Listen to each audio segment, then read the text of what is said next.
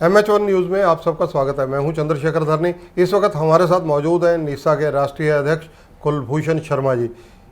इनसे बातचीत करनी बहुत ज़रूरी है क्योंकि हरियाणा के मुख्यमंत्री नायब सिंह सैनी से जहां ये मुलाकात के प्रयास कर रहे हैं, वहीं कहीं ना कहीं जो पंजाब व हरियाणा हाई कोर्ट के द्वारा हाल ही में प्राइवेट स्कूलों की जो मान्यता के संदर्भ में कुछ गाइडलाइंस दी गई हैं, कुछ आदेश दिए गए हैं, जिसके तहत इनका कहना है कि 4500 के करीब ऐसे स्कूल हैं जो हरियाणा में बंद होने की कगार पर हैं।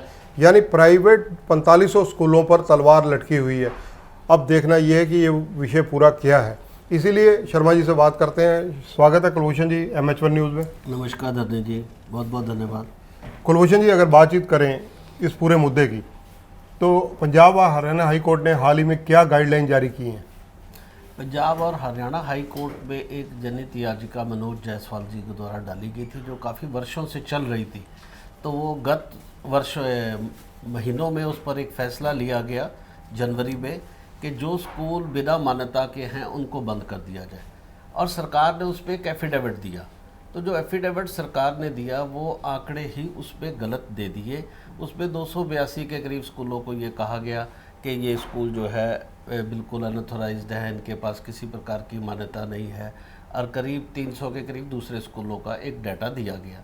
यानी 500 कुछ स्कूलों को एक टारगेट बनाया गया, और मैं कहता हूँ ये एफिडेविट ही गलत था। जब सरकार एफिडेविट देती है तो उसको बिल्कुल, अगर वो सही एफिडेविट ना दे तो उसको कटघरे में खड़ा करना चाहिए, क्योंकि ये स्कूल इतने स्कूल नहीं हैं, ये तो हज़ारों की संख्या में, मैं 4500 कह रहा हूँ, सकता 4500 से भी ज़्यादा हो। तो इस तरह का गलत एफिडेविट कोर्ट को देना मेरे ख्याल से कोर्ट को गुमराह करना है। और अगर शायद सही संख्या बताई जाती कि इतने हज़ारों स्कूल इससे प्रभावित होते हैं, तो शायद हाई कोर्ट किसी और प्रकार से उस पर विचार करती, सरकार से पूछती कि इतने से जो है, जो 12 से 15 लाख बच्चों का जो भविष्य है उसको आप कैसे देखेंगे, कहाँ एडजस्ट करेंगे। लेकिन इन्होंने जो संख्या गलत दी है, उससे हाई कोर्ट ने जो निर्णय दिया उससे अफरा तफरी का माहौल है। सभी स्कूल संचालक डरे हुए हैं, उनको नोटिस वितरित किए जा रहे हैं कि 1 तारीख से आप जो है स्कूल नहीं चलाएंगे, बच्चों की एनरोलमेंट नहीं करेंगे, दाखिले नहीं करेंगे। कई जगह पर यह धमकाया जा रहा है कि आपके खिलाफ FIR लॉन्च कर दी जाएगी। तो इस तरह का अराजकता का एक वातावरण जो है वो क्रिएट हो गया है, जिसको लेकर हम लगातार प्रयास कर रहे हैं कि मुख्यमंत्री जी से भी मुलाकात हो, लेकिन वो नए नए बने हैं तो थोड़ा मुलाकात करने में दिक्कत भी आ रही है। लेकिन ऐसी बात नहीं है, आज मैं कोशिश कर रहा हूँ उनसे मुलाकात करने की और उनको इस सारे मामले से अवगत कराने के लिए। आपके पास ऐसा कौन सा पैमाना है जो हाई कोर्ट में सरकार कुछ और आंकड़े देती है और आप 4500 से ज़्यादा स्कूल प्राइवेट मान रहे हैं जो बंद होने की कगार पर है? देखिए, यहाँ तो सरकार हमारे साथ बैठ के किसी डिबेट पे बैठे और ये कह दे कि अगर इससे ज़्यादा स्कूल होंगे तो वो खुद जिम्मेदार होगी और वो मानेगी कि ये एफिडेविट गलत दे दिया गया। जो मेरे को ज्ञान में आया, संज्ञान में आया, उसमें ये कहा गया, कुछ लोगों ने कहा कि हमें तो अपने अधिकारी बचाने थे, और अधिकारी बचाने के लिए उन्होंने आनन फानन में एक एफिडेविट दे दिया। ठीक है, डिपार्टमेंट को अपने अधिकारी बचाने थे, लेकिन जो हमारे प्रतिनिधि होते हैं, मुख्यमंत्री हैं, MLA हैं, शिक्षा मंत्री हैं, वो किन के प्रतिनिधि हैं? वो जनता के प्रतिनिधि हैं, वो अधिकारियों के प्रतिनिधि नहीं हैं। अधिकारियों का काम है विभाग का संचालन करना, और जो मुख्यमंत्री, शिक्षा मंत्री और जो विधायक होते हैं वो जनता के प्रतिनिधि होते हैं। उनको जनता का ख्याल करना था, उनके वेलफेयर के लिए वो काम करते हैं, उनको बच्चों का ख्याल करना था। उनको अगर पूरी जानकारी नहीं है, इसका मतलब वो टोटल रूप से विफल थे। उनका सरकार पे कोई कंट्रोल नहीं था, उनको सरकारी बातों का कोई ज्ञान नहीं था, या तो उनको अधिकारियों ने गुमराह किया या उन्होंने इस पे रुचि ही नहीं ली। उनको कोई फर्क ही नहीं पड़ता कि अगर प्रदेश के बच्चे जो है दर दर भटकते हैं, उनको कोई फर्क नहीं है। उनको सिर्फ कुर्सी पर बैठ के अपना रोब जमाना है, जबकि कुर्सी मिलती है वेलफेयर के लिए। और प्रदेश का बच्चा सबसे पहले उनकी प्राथमिकता में होना चाहिए, उसकी शिक्षा सबसे पहले प्राथमिकता में होनी चाहिए, और दूसरे उसमें लोगों का रोजगार प्राथमिकता में होना चाहिए। उनको ये देखना चाहिए कि अगर 4500 से 5000 स्कूल प्रभावित होते हैं, अगर 15 टीचर भी एवरेज उसमें हैं, तो कितना एक रोजगार उससे प्रभावित होता है, और ये बच्चे जाएंगे कहाँ? बच्चे कितने प्रभावित हो रहे हैं इस सारे घटनाक्रम में? इस घटनाक्रम में 10 से 15 लाख के करीब बच्चे जो है प्रभावित होंगे। ये छोटी संख्या नहीं है। क्या मुख्यमंत्री जी को ये पूछना नहीं चाहिए था कि इससे कितने बच्चे प्रभावित होंगे? मुझे सही दीजिए। और उनको उनकी जो है कहीं ना कहीं उनके ऊपर एक अंकुश लगाना चाहिए था कि अगर आप अकाउंटेबिलिटी फिक्स करनी चाहिए थी कि अगर आप गलत मुझे इन्फॉर्मेशन देंगे तो आपको रिमूव फ्रॉम सर्विस किया जा सकता है। स्कूलों को तो आप मान्यता रद्द करने की बड़ी जल्दी धमकी देते हैं, आपकी मान्यता रद्द कर दी जाएगी, जिससे लाखों लोग प्रभावित हो रहे, बच्चे प्रभावित हो रहे, टीचर प्रभावित हो रहे। और अधिकारी अगर गलत इन्फॉर्मेशन देता है, इसका मतलब अनऑथोराइज्ड इन्फॉर्मेशन देगी धरनी जी। इसको जैसे वो अनऑथोराइज स्कूल कह रहे हैं, मैं कहूँगा अनऑथोराइज इन्फॉर्मेशन देगी। क्या उन अधिकारियों के ऊपर जो है संज्ञान लेकर कार्रवाई नहीं होनी चाहिए कि आपने जो है गलत इन्फॉर्मेशन कैसे दी?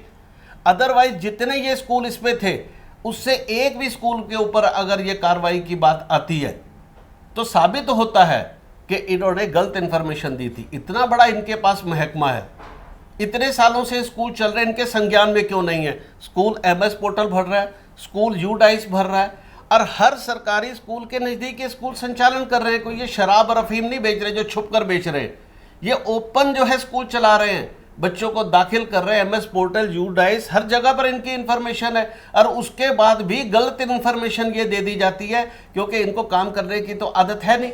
जल्दी जल्दी एक एफिडेविट दे दिया अपने अधिकारियों को बचाने के लिए। अरे भाई, देश के बच्चों को वो कौन बचाएगा? प्रदेश के बच्चों को कौन बचाएगा?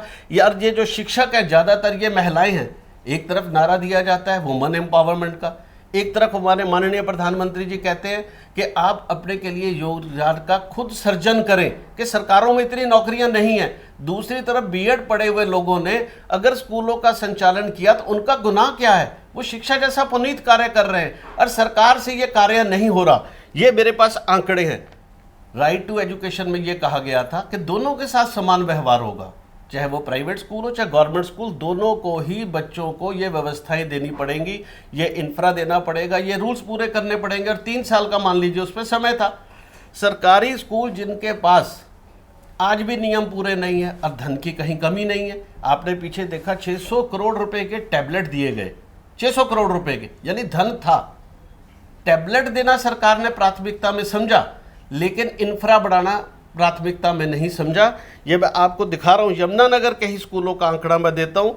65 स्कूल ऐसे हैं जो अभी मुझे आरटीआई से इन्फॉर्मेशन आई, अभी इन्फॉर्मेशन चल रही हैं, 65 की अभी तक आ चुकी है, जिनमें लेस देन 5 टीचर है। बहुत सारे स्कूल ऐसे जिनमें एक टीचर। आप ये बताइए, ये सरकारी स्कूलों के ये सरकारी स्कूल के आंकड़े हैं। और जो है उसी में जो है जो क्लासरूम है वो कम से कम जो है इनमें 5 क्लासरूम चाहिए प्राइमरी में। 61 स्कूल ऐसे हैं यमुनानगर में, जहां से हमारे शिक्षा मंत्री बिलोंग करते थे, जिनके पास 5 कमरे नहीं है, किसी के पास 1 है, किसी पे 2 है। ऐसे ही टोटल नंबर ऑफ रूम्स जो है 7 चाहिए थे, 2 एडमिनिस्ट्रेटिव और 5। 63 स्कूल ऐसे अभी तक मेरे पास इंफॉर्मेशन आ चुकी है, जो अभी जारी है, आ रही है, जिनके ये नॉर्म्स पूरे नहीं है।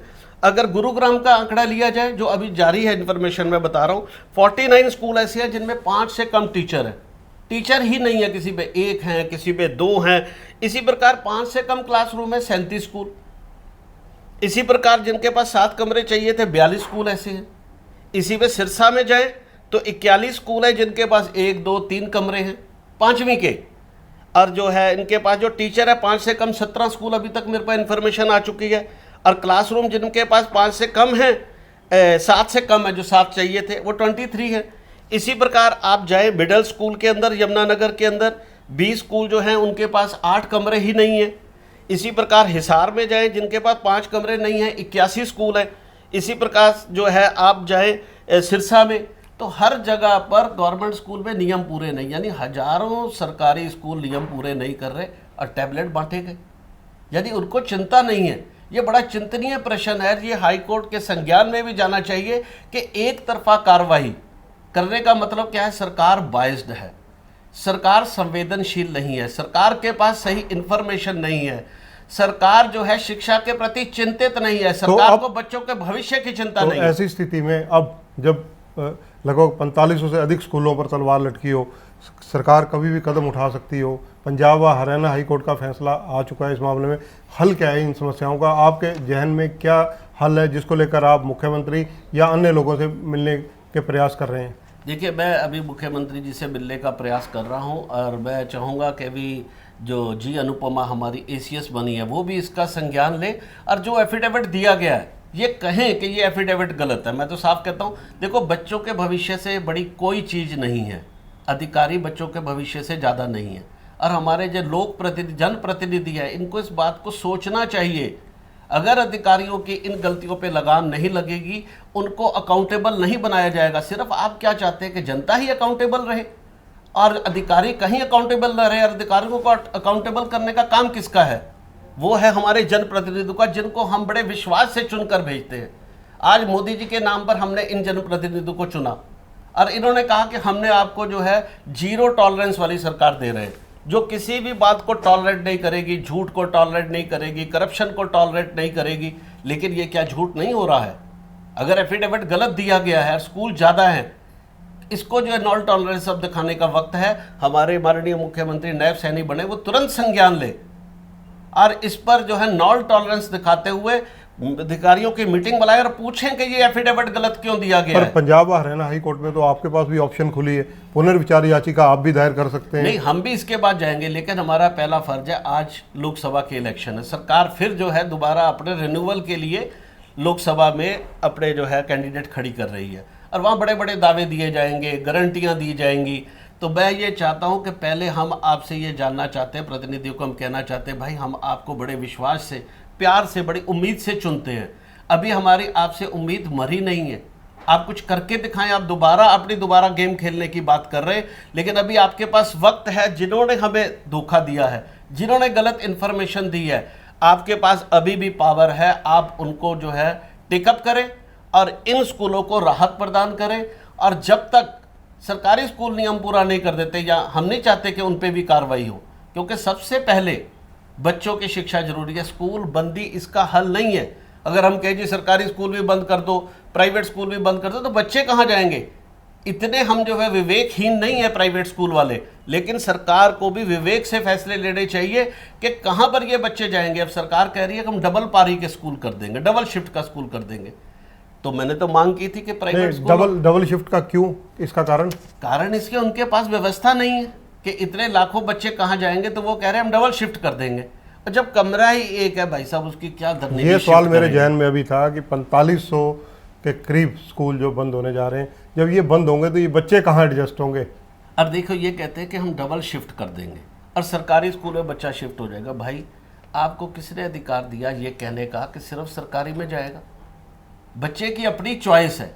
बच्चे ने एक स्कूल को पसंद किया हुआ, आप उसकी पसंद को मारना चाहते हैं। अब लोकसभा के इलेक्शन हो रहे हैं, सबको अपनी वोट डालने, मनपसंद वोट डालने का अधिकार है, और बच्चे को अपने मनपसंद का स्कूल चुनने का अधिकार आप छीनना चाहते हैं। ये कैसी डेमोक्रेसी है कि बच्चे को अपनी मनपसंद का स्कूल ना मिले? वो छोटा बच्चा, उसकी वोट नहीं है, इसलिए उसकी पसंद की हत्या करना चाहते हैं आप। और दूसरा, अगर उसके नज़दीक में स्कूल नहीं हुआ तो क्या आप उसको बस के चार्जेस देंगे अगर वो दूसरे स्कूल में जाएगा?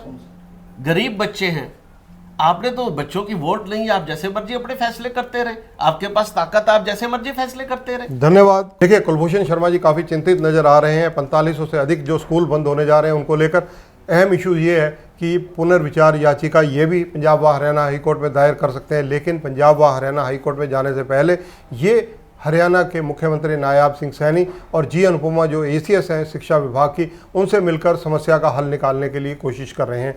इनका कहना है कि सरकारी स्कूल दोहरी शिफ्ट में शुरू होना बिल्कुल गलत है।